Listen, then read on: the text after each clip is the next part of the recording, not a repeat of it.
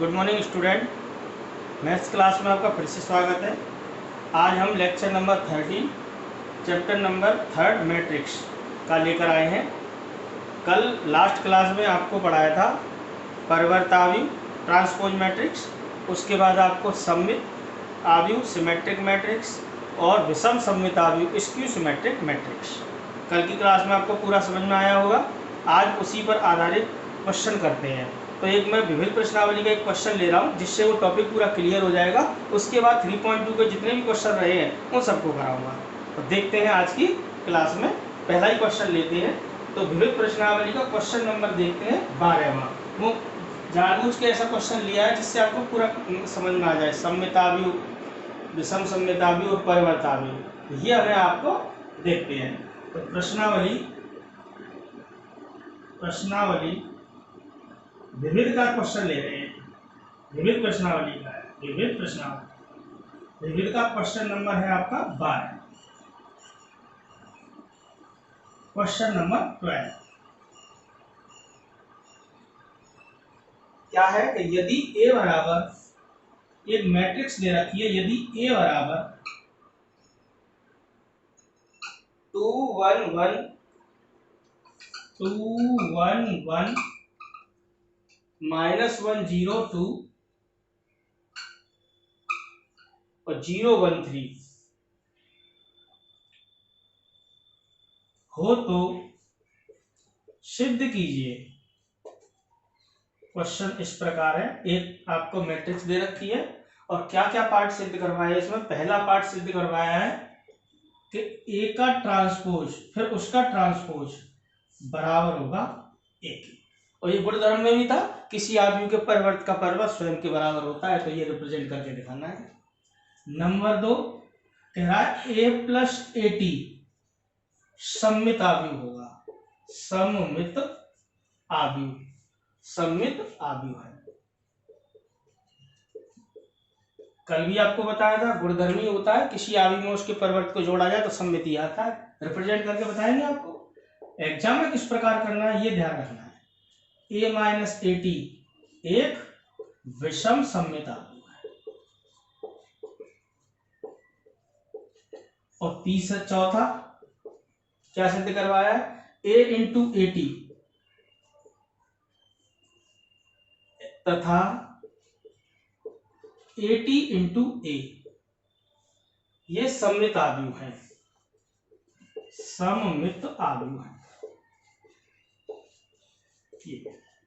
ये 4 पार्ट सिद्ध करवाए। ये तो आपको गुणधर्म में ही समझा दिए थे, ये भी इसमें सिद्ध करवाया है। तो चारों को कंटिन्यूअसली सिद्ध करते हैं किस प्रकार। तो सॉल्यूशन में देखते हैं। पहला पार्ट सिद्ध करना है ए टी ट्रांसपोज ऑफ ए का ट्रांसपोज बराबर होगा ए के। तो ये चारों पार्टों को कंटिन्यूअसली सिद्ध करते हैं। तो फर्स्ट पार्ट में सिद्ध करने जा रहा हूँ, ठीक है ना। तो इसको देखेंगे किस प्रकार।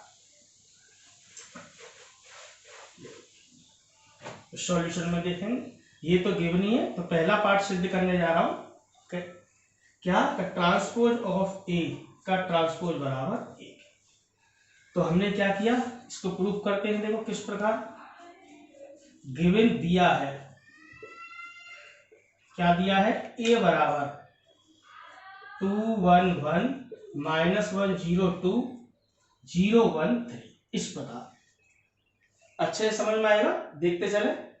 जो मैट्रिक्स है वो लिख ली। अब हमें ये सिद्ध करना है, तो सबसे पहले इसका ट्रांसपोज निकालेंगे। ट्रांसपोज कैसे करते हैं, परिवर्ताव्युह, पंक्ति और स्तंभों का परस्पर विनिमय करा देते हैं।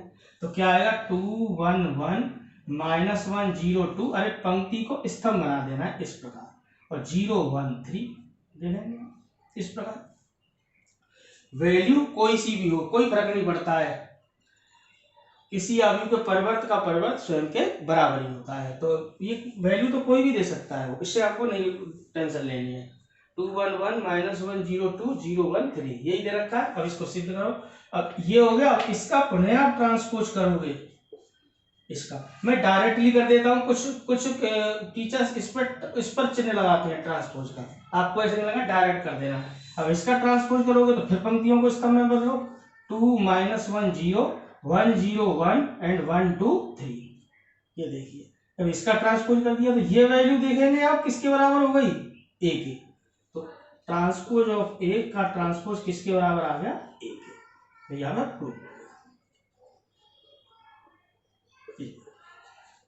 आपकी समझ में आया होगा। अरे ये फर्स्ट इक्वेशन दे दो, यहाँ पे लिख देना फ्रॉम फर्स्ट, फ्रॉम फर्स्ट।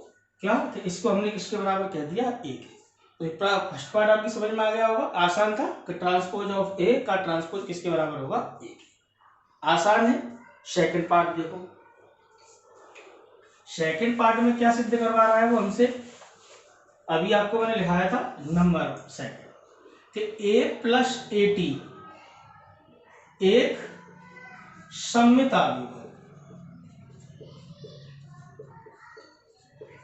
ये सिद्ध करना। तो आपको ए में उसके ट्रांसपोज को जोड़ना है और जो मैट्रिक्स आएगी उसको सिद्ध करके बताना है कि वो कैसा आएगा, सममित आव्यूह। तो आपको ए तो आपको दे ही रखा है,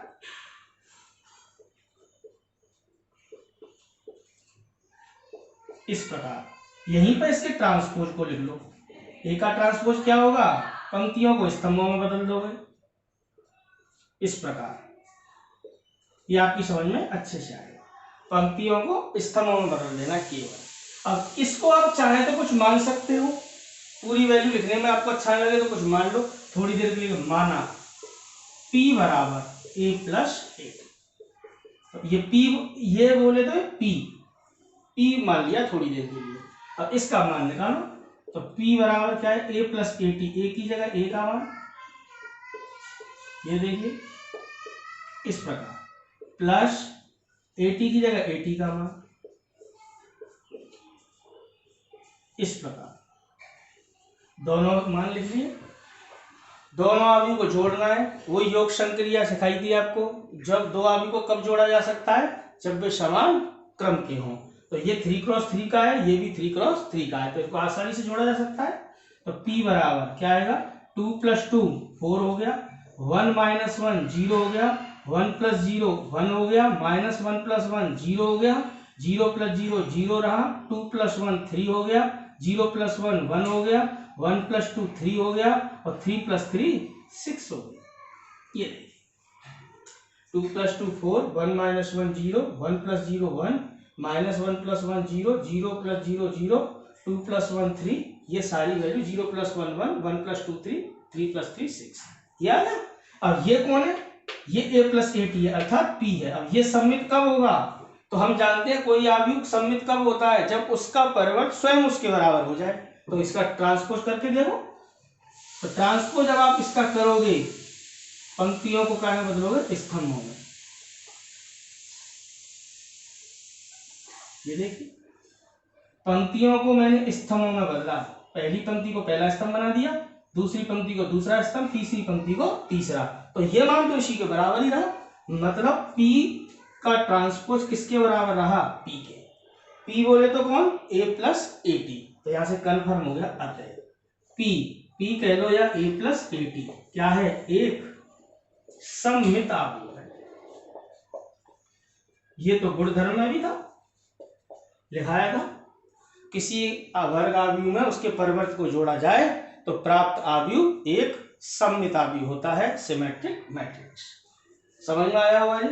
और वैसे भी ध्यान रखना है, इसका मुख्य विकर्ण तो कोई सा हो, ये एलिमेंट बराबर हो, मतलब ai से बराबर हो जाता है aj के। तो है a12 a21 के बराबर है, a13 a31 के बराबर और a23 a32 के बराबर।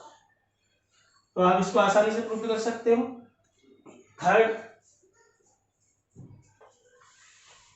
थर्ड पार्ट में क्या कहा है उसने, ये कल वाला जो थ्योरम थी ना, वो उसी के ऊपर बेस्ड क्वेश्चन कराया है। थर्ड पार्ट में क्या था, सिद्ध क्या करवा रहा है, a - a t एक विषम सममित आव्यूह है, विषम सममित आव्यूह है। ये देखिए, ये आपकी समझ में आएगा। तो इसको प्रूव कर लेते हैं। a और a का मान तो आपके पास है ही, इस प्रकार। एग्जाम में एक ही पार्ट आएगा जहां तक है, इतने सारे पार्ट सिद्ध नहीं करवाते। और एटी क्या हो जाएगा, यहां से ट्रांसपोज ऑफ है, पंक्तियों को स्तंभ में बदल दो, इस प्रकार। ये देखिए, अब आप हमें ये प्रूव करना है कि a माइनस ए टी एक विषम सममित अवयव है। तो इसको थोड़ी देर के लिए कुछ मान लो, नहीं भी मानो तो भी काम चल जाएगा। माना q बराबर a माइनस ए टी, ये a में से a के ट्रांसपोज को घटा दो। ये देखिए a की जगह a का मान 2 1 1 माइनस 1 0 2 0 1 3, में से इसके ट्रांसपोज को घटाना है 2 माइनस 1 0 1 0 1 1 2 3। ये देखिए ऐसे घटाना आपको आता ही है। दो आदमी को जोड़ा अथवा घटाया तभी जा सकता है जब वे समान कोटि के हों। तो 2 माइनस 2 करोगे क्या आएगा 0, 1 में से माइनस माइनस क्या हो जाएगा ये प्लस, तो 1 प्लस 1 कितना हो जाएगा 2, 1 माइनस 0 1 ही रहेगा, माइनस 1 ये भी माइनस का 1 हो जाएगा, क्या हो जाएगा माइनस का 2, 0 माइनस 0 0 ही रहेगा, 2 माइनस 1 1 रहेगा, 0 माइनस 1 माइनस 1 हो जाएगा, 1 माइनस 2 माइनस 1 हो जाएगा, और 3 माइनस 3 क्या हो जाएगा 0। क्या ये विषम सममित अवयव है? तो इसका परिवर्त करके देखो, इसका परिवर्त इसके ऋणात्मक के बराबर आ जाए तो ये क्या कहलाएगा विषम सममित अवयव। तो इसको चेक कर लो। वैसे आपको क्वालिटी बताई थी, विषम सममित अवयव में क्या होता है, मुख्य विकर्ण के अवयव क्या होते हैं शून्य, और ये जो अवयव होते हैं ए आई जे बराबर होता है माइनस के ए जे आई, जहां I is not equal to जे। मतलब A12 माइनस के A21 के बराबर, A13 माइनस के A31 के बराबर, A23 माइनस के A32 के बराबर। तो वही क्वालिटी तो है इसमें। तो ये तो अपने आप विषम सममित अवयव होना है, बस रिप्रेजेंट करना है आपको। तो इसका ट्रांसपोज करोगे तो क्या आएगा, पंक्तियों को स्तंभ में मतलब 0 2 1 माइनस 2 0 1 और माइनस 1 0। इस पूरे में से माइनस कॉमन ले लो, ये देखेंगे माइनस कॉमन ले लो, तो माइनस यहां से कॉमन लेंगे तो अब क्या आएगा, ये सब के साइन चेंज हो जाएंगे इस प्रकार, पॉजिटिव नेगेटिव हो जाएगा और नेगेटिव पॉजिटिव हो जाएगा इस प्रकार। लेकिन ये वैल्यू आप देखो किसके बराबर हो गई, क्यू के बराबर ही तो हो गई, 0 2 1 माइनस 2 0 1 माइनस 1 0। तो यहां से ये वैल्यू किसके बराबर हो गई, माइनस तो ऐसे ही, और ये पूरा मान किसके बराबर आ गया क्यू के, मतलब क्यू का ट्रांसपोज बराबर किसके बराबर आ गया माइनस के क्यू के। और किसी अवयव का परिवर्त अगर स्वयं के ऋणात्मक के बराबर हो जाता है तो वो कैसा अवयव कहलाता है, विषम सममित अवयव। तो कंफर्म हो गया, अतः क्यू, क्यू कह लो, क्यू बोले तो कौन, A minus A T, A minus A T एक विषम सममित अवयव, विषम सममित अवयव। ये देखिए, तो ये आपको अच्छे से समझ में आया होगा। लास्ट पार्ट इसमें क्या पूछा है, ए के ट्रांसपोज का गुणा ए से करने पर या ए टी का गुणा ए से करने पर सममित आएगा, वो भी देख लेते हैं। फोर्थ पार्ट में क्या कहा है, ये फोर्थ पार्ट में ये कहा है कि ए इंटू ए टी तथा ए टी इंटू ए एक सममित अवयव।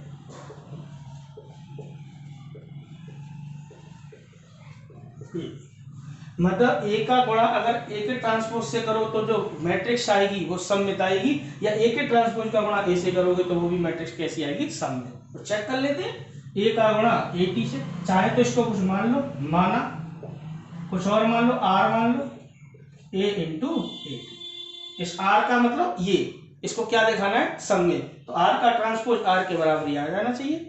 पी क्यू आर एस कुछ भी मान लो, एक्स वाई जेड, मैट्रिक्स को अंग्रेजी वर्णमाला के बड़े अक्षरों से व्यक्त करते हैं, तो कैसे भी लिख लो कोई फर्क नहीं पड़ता है।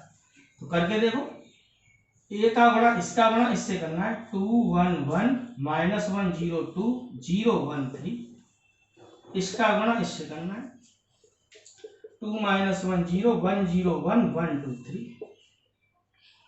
गुणा करने का नियम मैंने आपको पिछली क्लास में पहले पढ़ा दिया था, अवयव का गुणा करना आपको ढंग से आना चाहिए। गुणनफल क्रिया मोस्ट इंपोर्टेंट है। दो अवयव का गुणा कब किया जा सकता है, जब पहले अवयव के स्तंभों की संख्या दूसरे अवयव की पंक्तियों की संख्या के बराबर हो।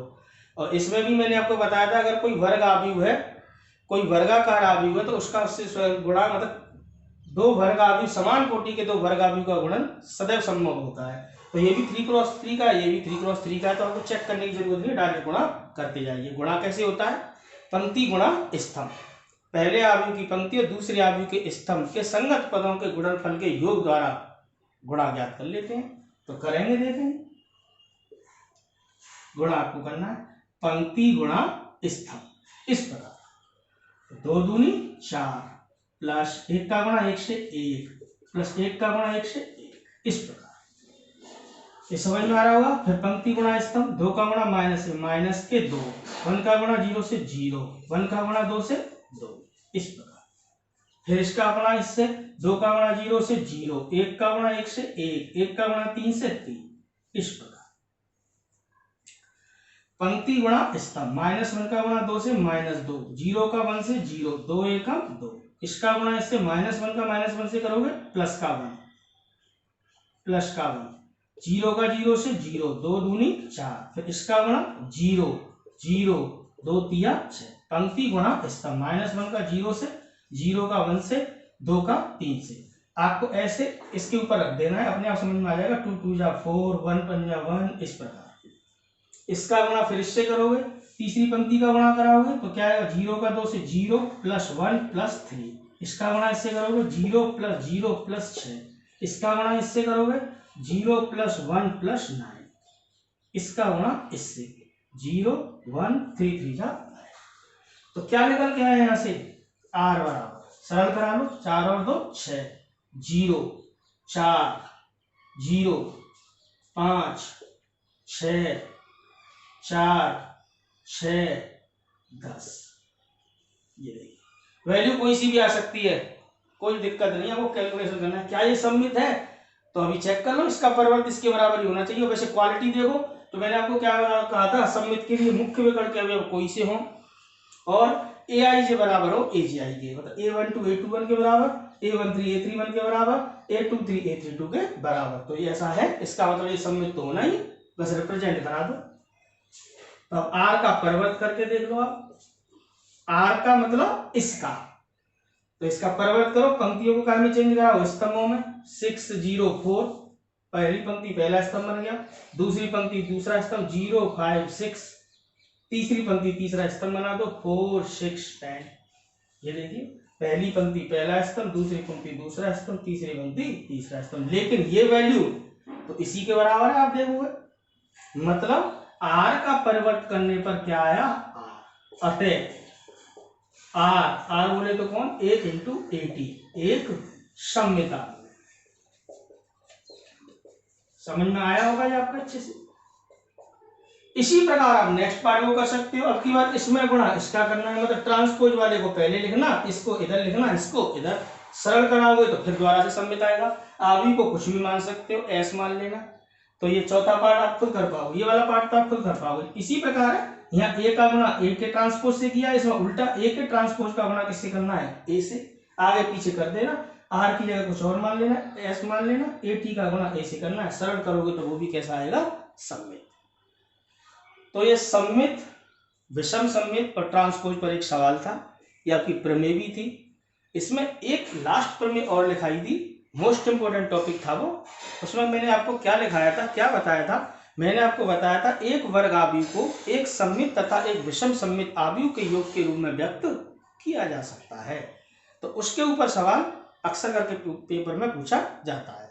तो ये आपके समझ में आ गया होगा। उस सवाल को और लेते हैं, तो ये आपका पूरा टॉपिक आपका कवर हो जाएगा। तो एक सवाल और लेते हैं, देखो।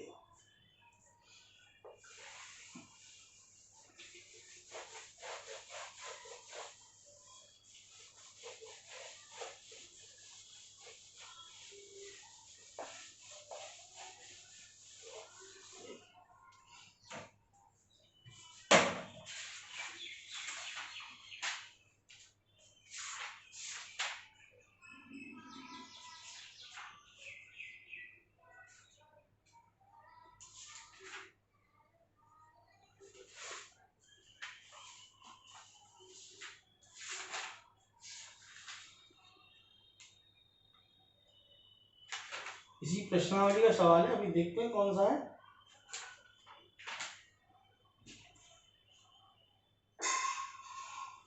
क्वेश्चन नंबर 11 विविध प्रश्नावली का।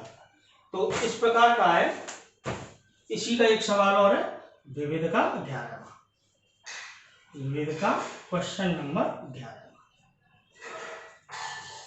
किस प्रकार का है, उसने कहा है कि आव्यूह ए को एग्जाम में इसी प्रकार पूछा जाएगा। आव्यूह ए को एक सममित और एक विषम सममित, मतलब सममित व विषम सममित, सममित व विषम सममित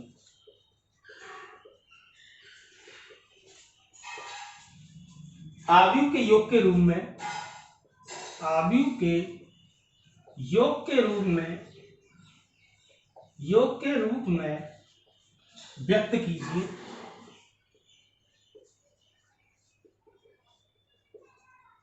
जहां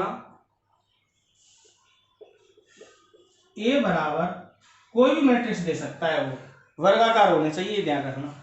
तो वर्गाकार होगा 3x3 का या 2x2 का, कुछ भी दे देगा। तो उसने क्या दिया है, ए बराबर 6 2 5 4।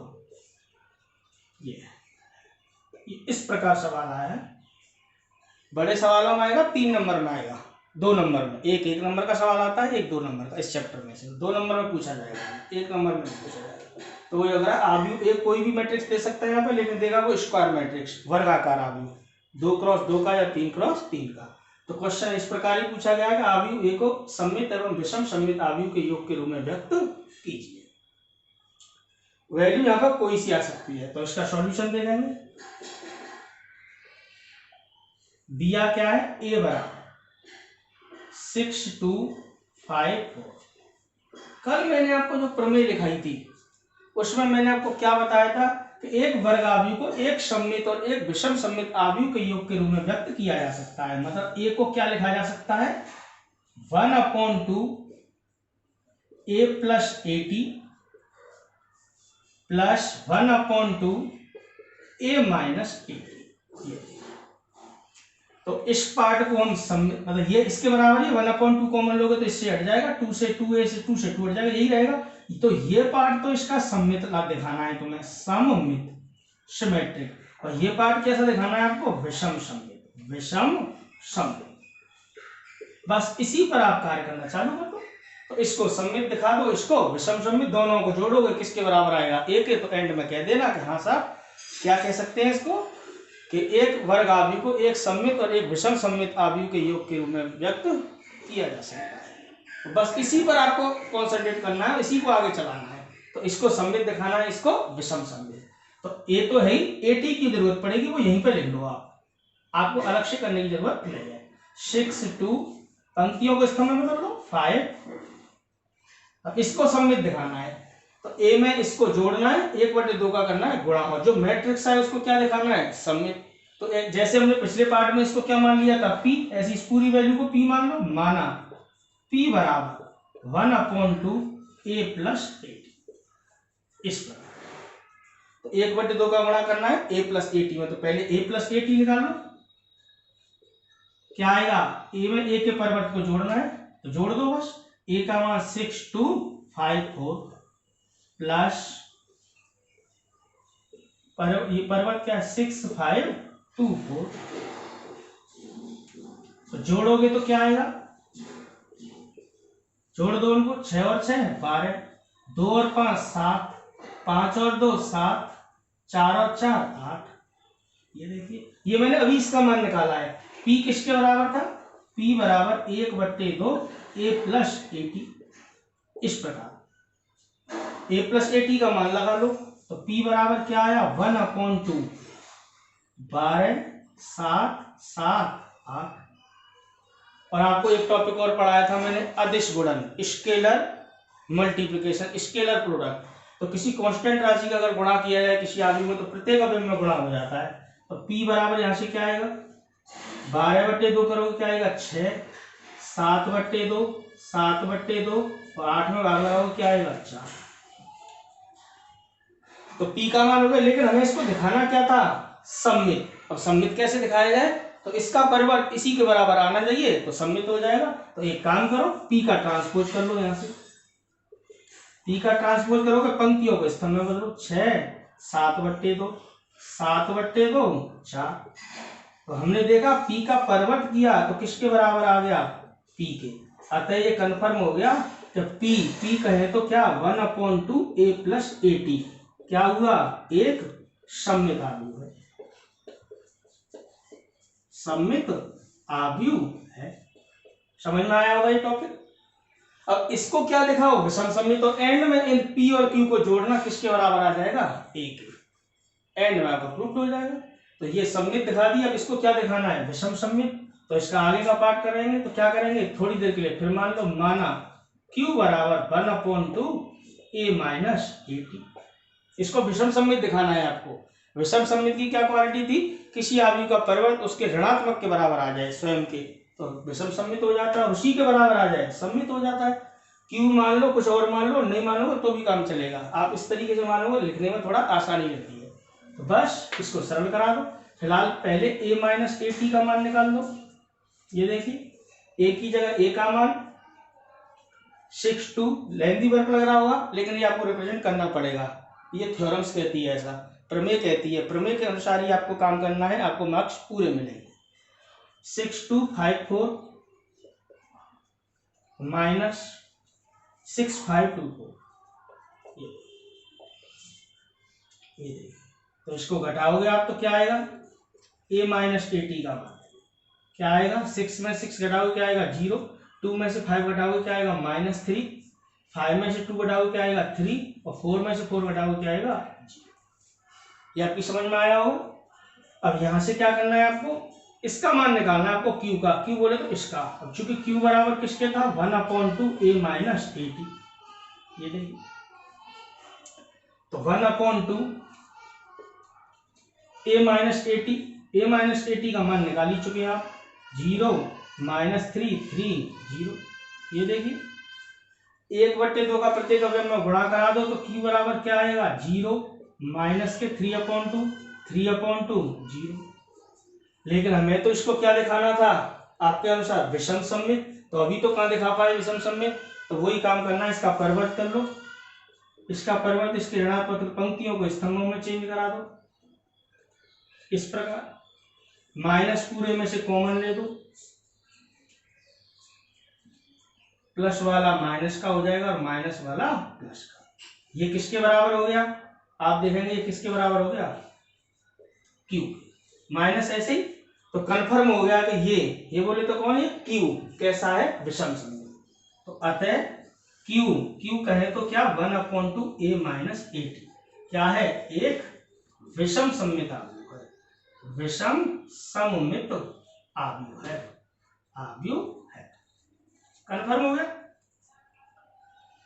लेकिन अभी एक लास्ट मोमेंट और रहा है कि इन दोनों को जोड़ के किसके बराबर आना चाहिए, A के। तो फिलहाल आपकी समझ में आया होगा, इसको मैंने सममित दिखा दिया, इसको मैंने क्या दिखा दिया, विषम सममित, और इन दोनों को जोड़ोगे तो किसके बराबर आएगा, A के।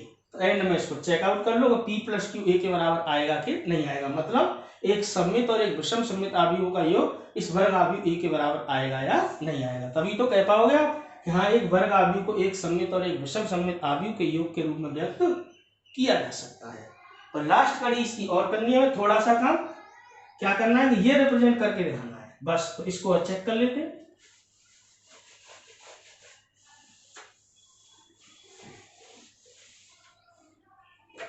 तो P + Q क्या होगा, P + Q का मतलब 1/2, P का मतलब ये, Q का मतलब ये। तो P का मान कितना था, ये देखें 6 7/2 7/2 4 प्लस Q के स्थान पर Q का मान लगा दीजिए, 0 माइनस के 3/2 3/2 और 0, ये दोनों को जोड़ दीजिए। दो आव्यूह को कब जोड़ा जा सकता है, जब वे समान क्रम के हों, तो समान क्रम के हैं, ये भी 2 × 2 का, ये भी 2 × 2 का, क्या आएगा 6 + 0 6 आएगा, 7/2 - 3/2 7/2 में से 3/2 घटाओगे 2 LCM आएगा, 7 में से 3 जाएंगे 4/2 आएगा, 4/2 का मतलब कितना हो जाएगा 2, अलग से कैलकुलेशन कर लो, 7/2 + 3/2 करोगे 2 LCM ले देना, 7 + 3 कितना हो जाएगा 10, और 10/2 कितना हो जाएगा 5, 4 + 0 कितना हो जाएगा 4। क्या ये A के बराबर आया, तो शुरू में हमने A की वैल्यू यही तो देखी थी 6254, यही तो थी, तो ये वैल्यू किसके बराबर हो गई A की। तो इसका मतलब P प्लस क्यू बराबर काय के हो गया ए के। P प्लस क्यू का मतलब क्या हो गया, P का मतलब ये और Q का मतलब ये, मतलब 1/2 a plus A T plus 1/2 a minus A T किसके बराबर हो गया, ए। तो ये फाइनल कंडीशन हमारी यहाँ पे हो गई प्रूव्ड।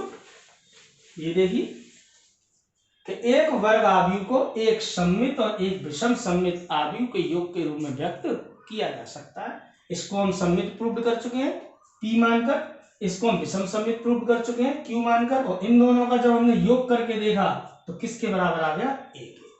तो ये कन्फर्म हो गया। अतः एक वर्ग आव्यूह को एक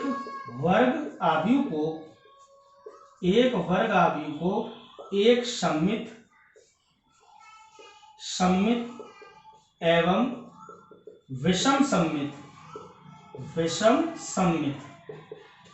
आव्यूह के योग के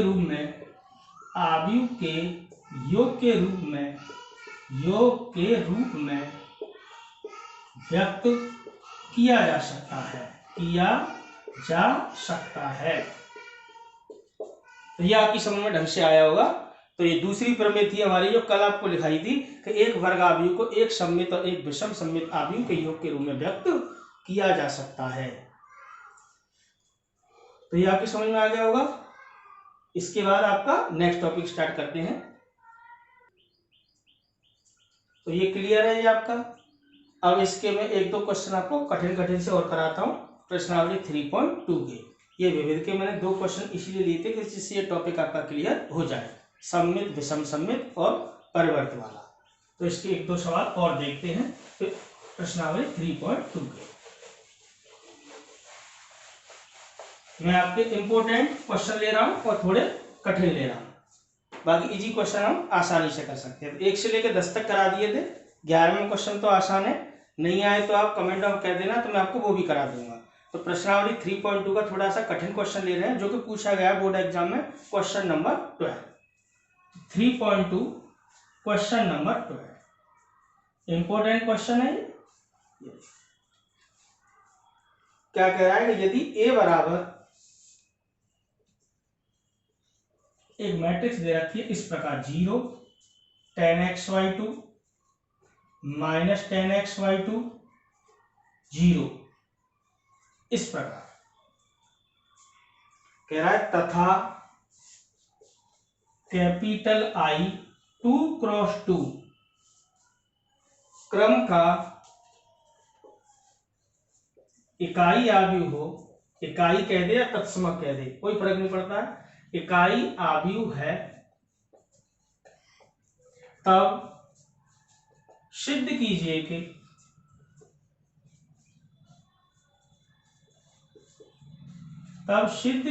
कि क्या सिद्ध करवा रहा है वो इसमें, I + A बराबर I - A इंटू ए की मैट्रिक्स दे रखी है cos x - sin x और sin x cos x, ये सिद्ध कर रहा है। अगर I + A मतलब इकाई आव्यूह में अगर मैट्रिक्स A को जोड़ा जाए तो ये वैल्यू इस वैल्यू के बराबर होगी। थोड़ा सा बड़ा सवाल है, इंपॉर्टेंट क्वेश्चन भी है, ये बोर्ड एग्जाम में पूछा गया है। तो इसको ढंग से करते हैं, वैल्यू आपकी समझ में आ जाएंगी।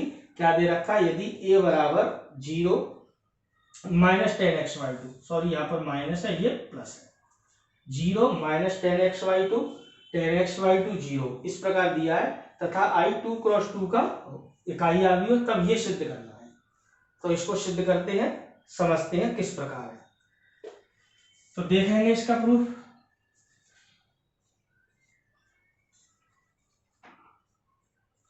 सिद्ध करेंगे इसको, प्रूफ देख लेंगे इसका। तो गिवन क्या है, a बराबर क्या दिया है 0 -10x/2 10x/2 और 0। I उसने दिया नहीं है, केवल कहा है 2x2 का इकाई आव्यूह, और हम जानते हैं इकाई आव्यूह में क्या होता है, मुख्य विकर्ण के अवयव 1 होते हैं तथा शेष अवयव 0। 2x2 का है तो 2 पंक्ति और 2 स्तंभ, तो ये अपने आप ही ले लेना है स्वतः ही। किस प्रकार? 1 0 0 1। रिजल्ट को एक बार फिर लिखना चाहो फिर लिख लो। सिद्ध करना है कि सिद्ध करना है क्या? i प्लस ए बराबर i माइनस ए, और ये मैट्रिक्स दे रखी है cos x minus sine x sine x cos x। ये तो लेफ्ट हैंड साइड को अलग हल कर दीजिए, राइट हैंड साइड को अलग। तो लेफ्ट हैंड साइड को मैं अलग हल कर रहा हूं। Left hand side i plus A, i की जगह i का मान जमा दो, प्लस ए की जगह पर ए का मान। ए का मान ये है 0 माइनस 10x/2 10x/2 0। इस पर अब जानते ही हो दो आगे को कब जोड़ा जा सकता है? जब वे समान क्रम के हों। समान क्रम के हैं 2 क्रॉस 2 2 क्रॉस 2, तो 1 प्लस 0 क्या हो जाएगा? 1। 0 माइनस 10x/2 माइनस के 10x/2 रहेगा। 0 प्लस 10x/2 10x/2 रहेगा, और 1 प्लस 0 क्या रहेगा? 1। तो ये तो आपका लेफ्ट हैंड साइड का मान आ गया। अब किसका मान निकालना है? राइट हैंड साइड का। राइट हैंड साइड किसके बराबर है? i माइनस ए इंटू ये वाली मैट्रिक्स। तो राइट हैंड साइड का मान निकालने से पहले इसकी वैल्यू अलग से निकाल लो, या डायरेक्ट ही चलने दो। इसकी वैल्यू अलग से निकाल लो तब हल कर लेंगे। तो राइट हैंड साइड का मान निकालने से पहले मैं इसका मान और निकाल देता हूं। i minus A, i minus A का मान किस प्रकार होगा? जैसे LHS में निकाला था i प्लस ए का 0 1 1 0 0 1। ये तो i का मान माइनस ए की जगह ए का मान 0 माइनस 10x/2 10x/2 और 0। अब क्या आएगा इसका मान? जब घटाओगे तो ये माइनस होगा, तो 1 माइनस 0 क्या आएगा? 1। 0 माइनस माइनस क्या हो जाएगा? प्लस। ये आपके अच्छे समझ में आएगा। और 0 माइनस 10x/2 क्या हो जाएगा? माइनस के 10x/2, और 1 माइनस 0 क्या हो जाएगा? 1। तो ये वैल्यू मैंने अलग से निकाल दी है, जो राइट हैंड साइड में ना, ये जो हमें रिजल्ट में सिर्फ लेकर चले, इसकी वैल्यू मैंने अलग से निकाल दी है। तो LHS का मान तो ये आ गया। अब निकाल रहा हूं मैं RHS का मान, राइट हैंड साइड का। तो राइट हैंड साइड का मान कितना आएगा? राइट हैंड साइड किसके बराबर है? i माइनस ए इंटू एक मैट्रिक्स दे रखी है cos x minus sine x sine x cos x sine x cos x। तो i माइनस ए का मान अब यहाँ पे निकालने की जरूरत नहीं है, आपने अलग से निकाल दिया। i माइनस ए का मान क्या है? एक ये वाला आ भी हुआ है, तो ये डायरेक्टली जमाना है आपको। ये देखिए क्या है? 1 10x/2 माइनस के 10x/2 और 1 into cos x minus sine x cos x। ये देखिए अब इन दोनों मैट्रिक्स का गुणा करना है और इसको हल करना है। किसके बराबर आना चाहिए? इसके बराबर आना चाहिए। तो ये हल करने में आपको थोड़ा सा कठिनाई महसूस होगी। यहाँ पर दो फॉर्मूला का हम यूज कर रहे हैं, ध्यान से समझेंगे क्या है। इसको पहले डायरेक्ट गुणा करने से पहले इनकी वैल्यू लगा रहे हैं इसके रूप में। तो दो फॉर्मूलों का प्रयोग कर रहे हैं। cos थीटा बराबर काय के होता है? 1 माइनस टेन स्क्वायर थीटा बटे 2 बटे 1 प्लस टेन स्क्वायर थीटा। ये ध्यान रखना है, ये दो फॉर्मूले। और साइन थीटा का मान किसके बराबर होता है? क्लास 11 में खूब पढ़ाया आपने, 2 tan θ/2 upon 1 plus tan square theta. ये दोनों फॉर्मूलों का हम प्रयोग इसमें कर रहे हैं।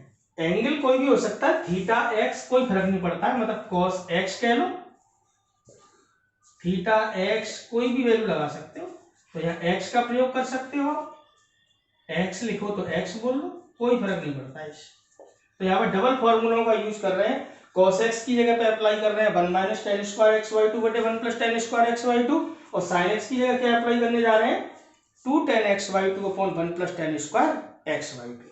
तो इसमें लगा रहे हैं वैल्यू, तो इसको तो ऐसे ही रहने देना है इस प्रकार। ये देखिए, और cos x की जगह cos x का मान लगा रहे हैं, sin x की जगह sin x का। तो cos x का मान किसके बराबर है? 1 minus tan square x Y two बटे 1 plus tan square x Y two. Sine x का मान वही 2 टेन एक्स वाई टू बटे 1 प्लस टेन स्क्वायर। मैं अलग से हल कर देता हूँ इस वाले स्टेप को यहाँ से, ये आपकी समझ में दिक्कत आएगी। तो cos x की जगह cos x का मान लगाना है, sin x की जगह sin x का। लेफ्ट हैंड साइड का मान मैं निकाल चुका हूँ, क्योंकि मिटा रहा हूँ तो आप ध्यान रखना इसकी वैल्यू ये निकल के आएगी। तो इसको हल कर रहे हैं, देखिए। तो राइट हैंड साइड का ही मान चल रहा है, क्या आ रहा है? RHS का मान यहीं से चल रहा है आगे। तो क्या आएगा यहाँ से? 1 tan x Y two minus tan x Y two 1। cos x की जगह पे cos x का मान लगा रहा हूँ, sin x की जगह पे sin x का। अब ध्यान से समझना है, cos x का मान 1 minus tan square x Y two बटे 1 plus tan square x Y two. sin x का मान 2 tan x Y two upon 1 plus tan square x Y two. इस प्रकार ये देखिए, फिर दोबारा से sin x की जगह sin x का मान, cos x की जगह cos x का। sin x का मान 2 tan x Y two upon 1 plus tan square x Y two. sin x की जगह sin x का मान लगा दिया, cos x की जगह पर cos x का मान 1 minus tan square x Y two बटे 1 plus tan square x Y two. ये इसी राइट हैंड साइड का मान चल रहा है, ये देखिए इसी का, क्योंकि यहाँ पे स्पेस कम था इसलिए मैं यहाँ लिख दिया। अब इन दोनों मैट्रिक्स का गुणा करना है और इसको आगे हल करना है। किसके बराबर आना चाहिए? इसके, तभी तो left hand side equal to होगी राइट हैंड साइड के, तभी तो अपना क्वेश्चन प्रूव्ड होगा। तो इसको हल करना है, तो इसको आगे हल करते देखो। गुणा करने का नियम पूरा आपको ध्यान रखना है। अब ये गुणा करने में आपको ये वैल्यू थोड़ी कठिन लग रही होंगी, तो थोड़ी देर के लिए मान लीजिए, माना टेन एक्स वाई टू को आप कुछ भी मान लो, टी मान लो, कैलकुलेशन आपको ज्यादा टिपिकल नहीं लगेगी। तो क्या आएगा ये 1 T minus T 1 minus T square बटे 1 प्लस टी स्क्वायर। कैलकुलेशन करने में आपको दिक्कत थोड़ी कम लगेगी। माइनस के 2t upon 1 plus T square, यहाँ से 2t upon 1 plus T square, यहाँ से 1 माइनस टी स्क्वायर बटे 1 प्लस टी स्क्वायर। ये थोड़ा कैलकुलेशन आपको इजी लगेगी। ये हर बार टेन एक्स वाई टू लिखने की जरूरत नहीं है। टेन एक्स वाई टू को थोड़ी देर के लिए क्या कह लिया? टी। आपको बताया था अदिश गुणनफल अगर किसी कांस्टेंट का किसी आव्यूह में गुणा होता है तो प्रत्येक अवयव में होता है, तो उल्टा भी अगर प्रत्येक अवयव में कोई वैल्यू कॉमन है तो उसको बाहर निकाला जा सकता है। तो हम देख रहे हैं इस मैट्रिक्स में सबके बटे में क्या आ रहा है? 1 प्लस टी स्क्वायर। अरे सबके बटे 1 plus tan square x Y two आ रहा था ना, और टेन एक्स वाई टू को क्या मान लिया था? टी, मतलब 1 प्लस टी स्क्वायर आ रहा है। हर सबके प्रत्येक पद में बटे में इसके हर में क्या आ रहा है? 1 plus T square. 1 plus T square को मैंने बाहर निकाल दिया, क्योंकि नीचे हर में से आ रहा है, तो इसको कैसे लिख सकते हैं? 1 प्लस टी स्क्वायर। बाकी ये मैट्रिक्स ऐसे लिखी मैंने, तो यहाँ से क्या बचेगा? ये बटे में समझ लिख दिए। यहाँ से क्या आएगा? 1 माइनस टी स्क्वायर माइनस के 2t and 1 minus T square. ये मैंने अलग से लिख दिया, ये बटे वाला पोर्शन निकाल के बाहर कर दिया। अब इन दोनों मैट्रिक्स का कर रहा हूँ गुणा। गुणा कैसे होता है? पंक्ति गुणा स्तंभ। देखो ये भी 2 क्रॉस 2 की है, ये भी 2 क्रॉस 2 की है। दो समान कोटि के वर्गाव्यूह का गुणा सदैव संभव होता है। तो गुणा करना चालू करेंगे। 1 प्लस टी स्क्वायर गुणा करना आपको आना चाहिए, पंक्ति गुणा स्तंभ। तो 1 का गुणा तो इसमें होगा 1 माइनस टी स्क्वायर रहेगा, और t का गुणा इसमें होगा तो क्या आएगा? 2t square. इसका गुणा फिर इसमें होगा तो 1 का गुणा तो इसमें होगा माइनस 2t में, तो माइनस 2t रहेगा, और t का गुणा इसमें होगा। t का गुणा जब इसमें होगा तो 1 से होगा तो t आएगा, t स्क्वायर से होगा तो t क्यूब आएगा। ये समझ में आ रहा होगा? ये यहां से देखें पंक्ति गुणा स्तंभ, तो माइनस टी का गुणा तो इसमें होगा माइनस के टी प्लस टी क्यूब आ जाएगा, और 1 का गुणा इसमें होगा प्लस के 2t आ जाएगा। इसका गुणा जब इसमें होगा तो माइनस टी का गुणा माइनस 2t से होगा तो प्लस के 2t स्क्वायर हो जाएंगे, और 1 का गुणा इसमें होगा तो 1 माइनस टी स्क्वायर। ये आपकी समझ में आ रहा होगा? केवल गुणा करा है आसानी से। आगे बढ़ाएंगे 1 + t²। ये देखिए, ये देखिए, इसको थोड़ा हल कर लीजिए। 2t² में से t² जाएंगे, क्या बचेगा 1 + t²। यहाँ से -2t + t कितना हो जाएगा, माइनस का t क्यूब। ऐसे ही इसमें से क्या हो गया, प्लस माइनस के t प्लस के 2t, क्या बचेगा t + t क्यूब। यहाँ से 2t² में t² तो 1 ऐसे ही रहेगा, प्लस के क्या बचेगा t²। थोड़ा और हल कीजिए, थोड़ा लेंथी क्वेश्चन है लेकिन आपको कठिन नहीं लगेगा, ऐसे कोई दिक्कत नहीं आएगी, हल करते रहना है। 1 + t², इसमें देखेंगे -t कॉमन में है तो क्या बचेगा 1 + t²। यहां से देखेंगे इसमें से क्या कॉमन मारा है t, क्या बचेगा 1 + t²। यहां से ये तो 1 + t² है। ये देखिए, ये देखिए, अब देखिए इसके प्रत्येक अवयव में क्या कॉमन में आ रहा है 1 + t²। इसको बाहर निकाल लीजिए तो क्या आएगा, यहाँ से 1/1 + t² तो था ही। इसके प्रत्येक अवयव में से क्या कॉमन में आ गया 1 + t²। तो क्या बचेगी मैट्रिक्स, यहाँ से 1 - t, इस प्रकार यहां से t ये तो हट जाएगा 1, इससे ये पूरा कैंसिल आउट हो जाएगा। क्या बचेगा 1 - t, t1। ये देखिए, और पुनः t की जगह पर t का लगा दो मान, पुनः t बराबर क्या लगा दिया आपने 10x/2। तो यहां पर फिर लगा दीजिए वैल्यू 1 10x/2 10x/2 और 1, और ये आपका सेट। तो आपने फ्रॉम फर्स्ट कंडीशन में देखी होगी, लेफ्ट हैंड साइड की जो वैल्यू हल करी थी वो हटा दिया है, वो इसी के बराबर आई थी। 1 - i + a का जो मान था लेफ्ट हैंड साइड का, वो इसी के बराबर था। So from first hand side आपकी समझ में आ गया होगा। ये क्या प्रूव होता है, यहाँ से LHS बराबर क्या होती है RHS। तो ये वाला क्वेश्चन थोड़ा बड़ा था, केवल 2 बातों का याद रखना है कि cos x बराबर 1 - tan² x/2 बटे 1 + tan² x/2 होता है, और sin x बराबर होता है 2 tan x/2 बटे 1 + tan² x/2। x कह लो, थीटा कह लो, अल्फा कह लो, उसे कोई फर्क नहीं पड़ता है। तो ये आपके क्वेश्चन आपकी समझ में आया होगा। थोड़ा कठिन था लेकिन आपकी समझ में आएगा। एक बार और देखना है इसको, केवल 2 फॉर्मूलों का यूज किया है, आव्यूह का गुण आपको करना आना ही चाहिए। अब इसका मैं एक और इम्पोर्टेंट क्वेश्चन लेता हूं, फिर इसके बाद नेक्स्ट क्लास में इसके विविध के जितने भी क्वेश्चन कठिन होंगे वो सारे हल करा दूंगा, और अगले लेक्चर में ये चैप्टर लगभग फिनिश हो जाएगा। तो देखते हैं एक क्वेश्चन और, इसका इम्पोर्टेंट क्वेश्चन फिर ले लेते हैं।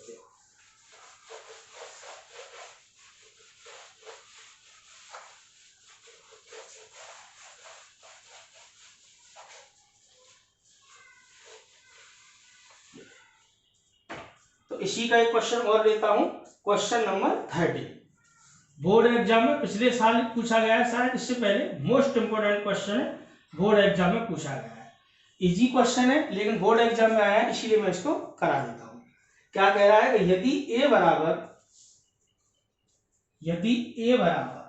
एक मैट्रिक्स दे रखी है, क्या दे रखी है 1 0 -7 7 1 0 -7 7, वैल्यू कोई सी भी दे सकता है, तथा i बराबर 1 0 0 पर, इस प्रकार कोई अगर हो तो k का मान ज्ञात कीजिए, हो तो k का मान ज्ञात कीजिए। क्वेश्चन पूरा लिखते हैं, k का मान ज्ञात कीजिए जहां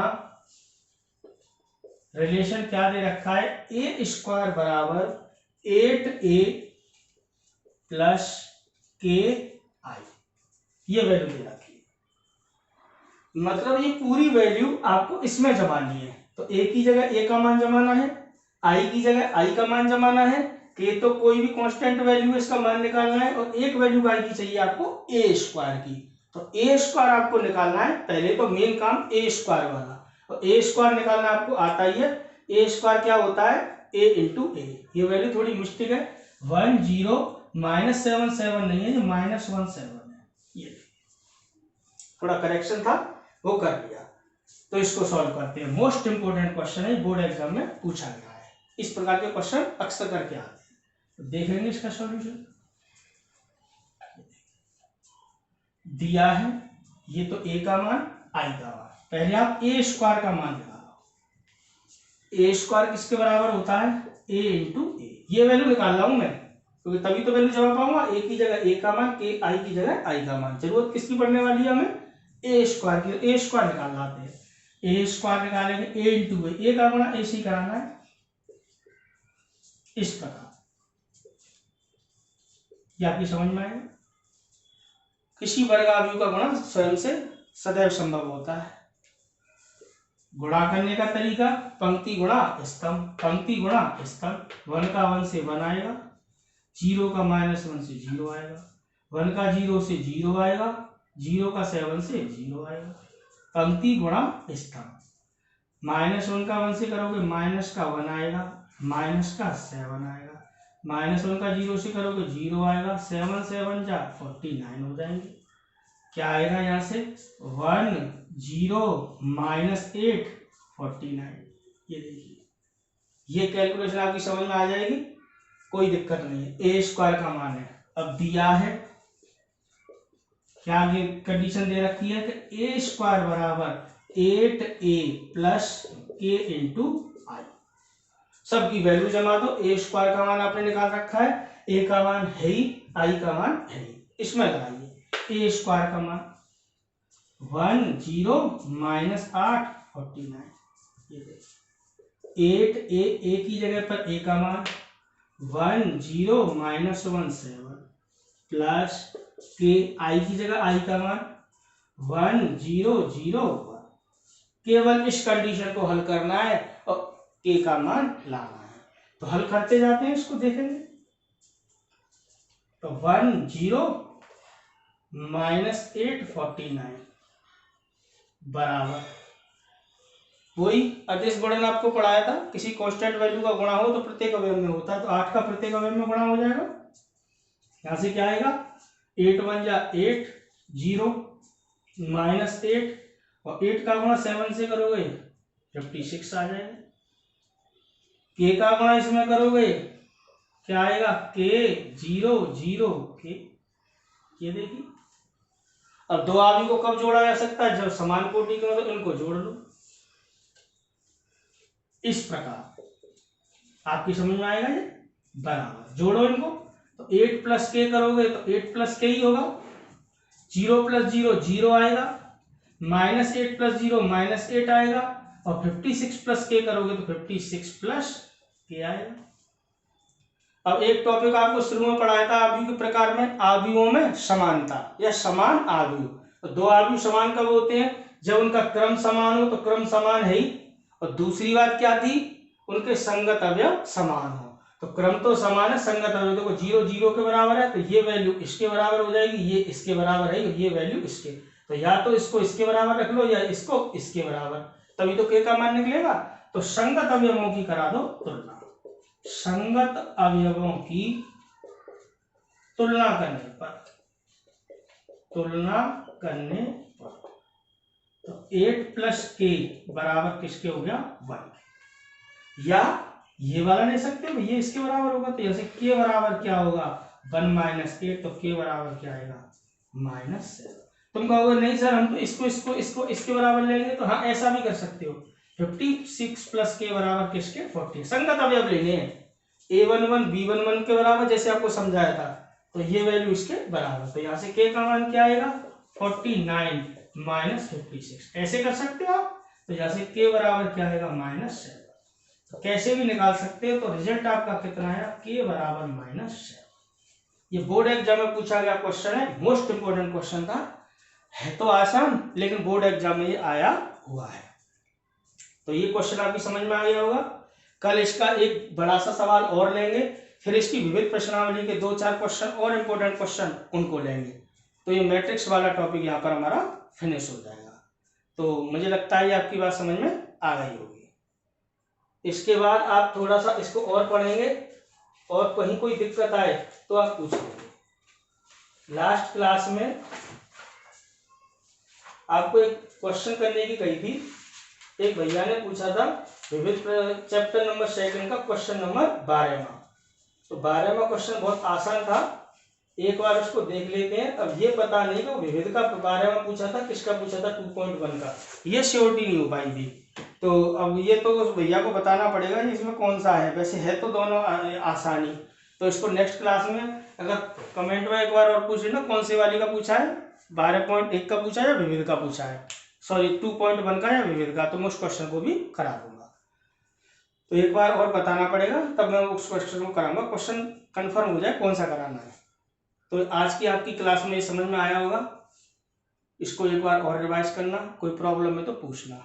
आज की क्लास यहीं तक है, थैंक यू।